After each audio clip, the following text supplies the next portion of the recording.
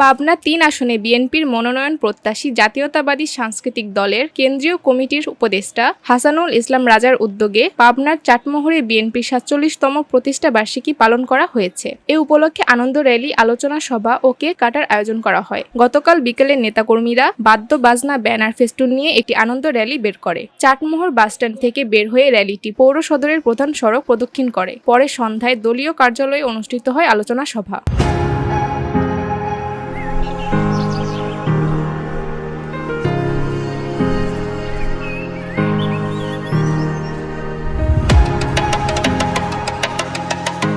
Haripur union বিএনপির সাবেক সাংগঠনিক সম্পাদক ইউনুস আলী ইউনুর সভাপতিত্বে চাটমোহর পৌর বিএনপির সাবেক যুগ্ম সম্পাদক জহুরুল ইসলাম মাস্টারের সঞ্চালনায় অনুষ্ঠিত সভায় বক্তব্য দেন বিএনপি নেতা আব্দুল কুদ্দুস মোল্লা, মোবারক হোসেন, উপজেলা স্বেচ্ছাসেবক দলের যুগ্ম সাধারণ সম্পাদক রবিউল করিম, ফৈলজানা ইউনিয়ন বিএনপি নেতা সাইফুল ইসলাম মাস্টার, মথুরাপুর ইউনিয়ন কৃষক দলের সভাপতি রেজাউল করিম বাবু, যুবদল নেতা আলামিন তালুকদার, ডিবিগ্রাম ইউনিয়ন যুবদলের আহ্বায়ক শরীফুল ইসলাম প্রমুখ।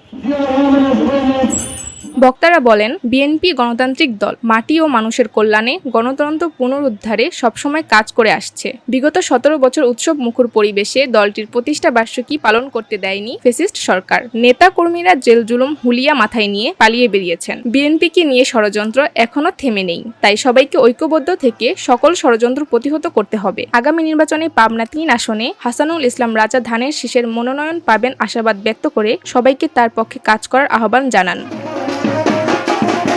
VOD Bangla news desk.